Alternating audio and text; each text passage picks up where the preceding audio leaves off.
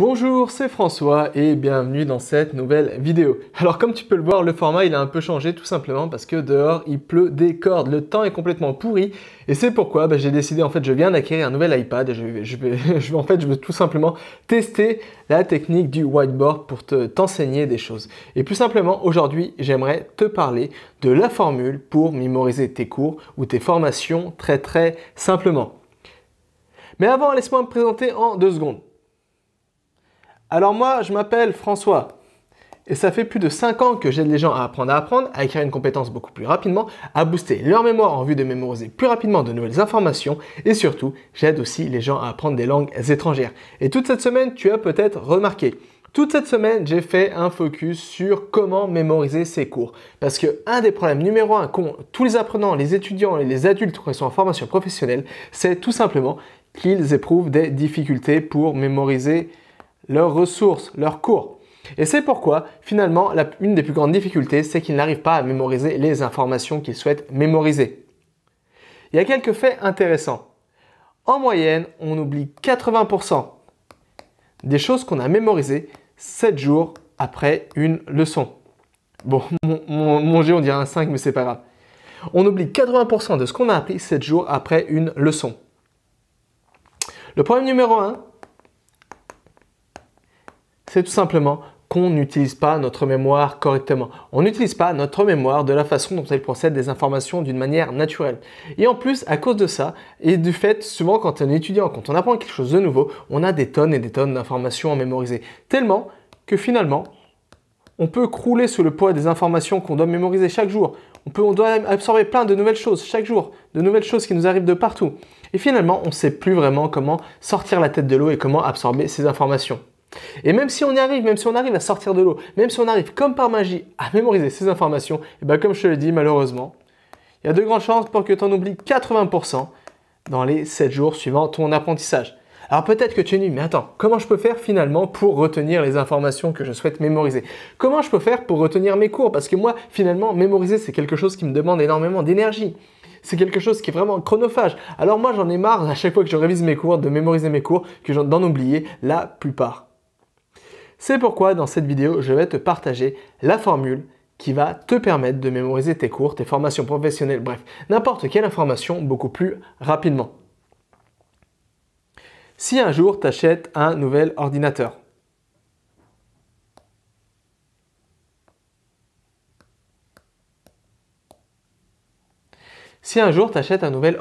comme ça, dans ton ordinateur, tu as 2 types de mémoire. Tu as par exemple un disque dur que tu vas brancher à ton ordinateur et tu as ce qu'on appelle la mémoire vive. Le problème bien souvent, pourquoi les gens oublient la plupart des informations qu'ils mémorisent, pourquoi les étudiants n'arrivent pas à mémoriser leurs cours, c'est tout simplement parce qu'ils utilisent leur mémoire vive comme mémoire de stockage. Sur un ordinateur, si tu connais un peu en informatique, quand tu veux mémoriser une nouvelle information, quand tu veux stocker une information et la garder sur le long terme, tu vas la mettre sur un disque dur, soit sur un disque dur externe, soit sur le disque dur de ton ordinateur. Et à l'inverse, si tu as besoin de mémoriser, si ton ordinateur a besoin de faire des calculs très puissants, mais des calculs qui vont pas durer sur le temps, ce qu'il va faire, il va stocker ces calculs dans la mémoire vive. Et c'est ces calculs, cette mémoire vive qui va lui permettre de faire tourner des programmes qui sont puissants, de lire des vidéos, de faire tourner des scripts, etc. Et c'est pourquoi il faut bien faire la distinction entre la mémoire vive et le disque de stockage. Le problème, si tu veux mémoriser tes cours, il faut arrêter d'utiliser ta mémoire vive comme une mémoire de stockage. Et ça, c'est la plupart du temps, c'est pourquoi la plupart des gens oublient les informations qu'ils mémorisent. Parce que la mémoire vive, elle est vraiment là. Ta mémoire vive, c'est vraiment ça. Elle est vraiment faite pour mémoriser des informations sur le très court terme. Elle n'est pas faite pour stocker des informations sur le très long terme. Et c'est pourquoi finalement, tu oublies peut-être la plupart des informations que tu mémorises. C'est pourquoi, si tu veux mémoriser une information, il ne faut pas faire transférer l'information de ta mémoire vive à ton disque dur. Ton disque dur, c'est vraiment là, c'est vraiment ça le but, c'est vraiment là. Grâce à ce disque dur, je te mets des petits flèches partout pour te montrer que c'est important. C'est vraiment ça qui va te permettre de garder une information sur le long terme. Un autre problème, bien souvent, pourquoi la plupart des étudiants n'arrivent pas à mémoriser leurs cours, c'est tout simplement, ou même les personnes qui souhaitent mémoriser n'importe quelle information, c'est tout simplement qu'ils... Ouais, excuse-moi, c'est ma voisine qui m'a dérangé, du coup j'ai perdu le fil, j'ai mis ça en pause, mais c'est pas grave. Alors j'en étais où? Je disais que justement, l'erreur la plus courante pour les étudiants, pour les personnes qui souhaitent mémoriser des informations, c'est la plupart du temps, c'est d'utiliser la mémoire vive comme une mémoire de stockage. Et c'est pourquoi, si tu veux mettre toutes les chances de ton côté et mémoriser tes cours facilement, il faut que directement que tu transfères les informations de ta mémoire à court terme, de ta mémoire vive, à ton disque dur, et c'est comme ça que tu pourras mémoriser une information sur le long terme. Alors le problème, bien souvent, pourquoi on utilise la mémoire vive comme une mémoire de stockage au lieu d'utiliser finalement notre mémoire à long terme, notre disque dur pour stocker des informations, pour mémoriser nos cours ou nos informations? Et bien malheureusement, ça vient bien souvent de mauvaises pratiques et surtout des mauvaises techniques. Et bien souvent, ces mauvaises techniques, on les apprend à l'école. Alors ça, faut imaginer que c'est une école. Ça ressemble plus à une maison, c'est pas grave, on imagine que c'est une école. Et bien souvent, on apprend malheureusement à l'école que le seul moyen de mémoriser une information, c'est la règle, ce que j'appelle la règle, je te mets ça en rouge, la règle du par cœur. Alors c'est quoi la règle du par cœur? Tu la connais sûrement malgré toi. Et si tu me suis depuis un moment, je la répète à chaque fois. La règle du par cœur, ça veut tout simplement dire répéter une information dans ta tête encore et encore.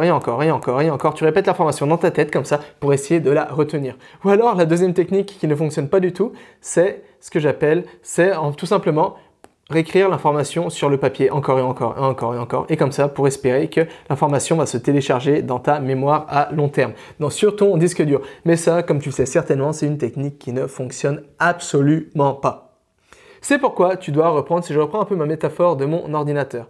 Pour avoir des résultats, je te mets ça en vert, tu dois vraiment te baser sur comment procède notre ordinateur, parce que finalement notre ordinateur il a été un peu copié sur le fonctionnement de notre cerveau. Alors si tu as un ordinateur comme ça,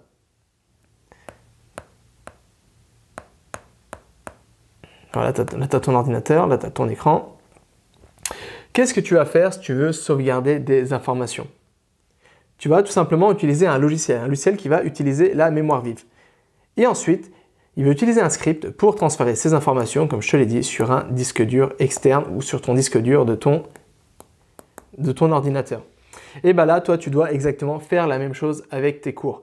Tu dois brancher ton disque dur, tu dois vraiment brancher ta mémoire et tu dois convertir le fichier, c'est-à-dire l'information que tu souhaites mémoriser, en un format qui va être acceptable et qui va te permettre de graver profondément cette information dans ta mémoire à long terme.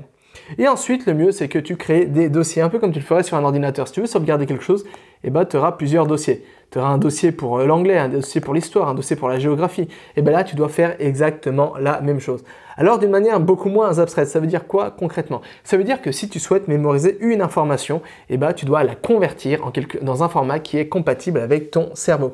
Et c'est quoi le format qui est vraiment compatible avec ton cerveau, avec ta mémoire qui te permettra de mémoriser des informations sur le long terme? C'est tout simplement des images. Notre cerveau aime les images. C'est pourquoi tu dois transformer toutes les informations que tu souhaites mémoriser, des informations qui sont mornes et sans vie comme ça, tu dois les transformer en images. Et ensuite, ces images, tu dois les graver directement dans ton disque dur, c'est-à-dire dans ta mémoire à long terme. Et c'est comme ça, c'est vraiment la formule, et ça c'est vraiment la formule pour pouvoir mémoriser tes cours très très rapidement.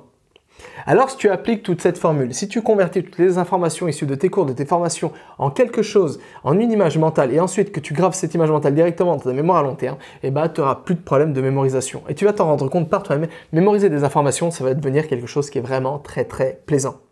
Alors peut-être que tu te demandes finalement, mais attends, là, c'est assez abstrait. Là, tu m'as donné un peu la technique, la voie à prendre, vraiment la direction à prendre. Mais finalement, comment je peux faire pour convertir une information, un mot, une citation, un chiffre, une date, n'importe quoi, en une image? Et comment je peux graver cette image dans mon cerveau? C'est pourquoi je t'ai préparé un petit fichier audio. Et pour y accéder, il te suffit de cliquer sur le lien situé en bas de cette vidéo. Tu vas voir ce fichier audio, il change toutes les semaines.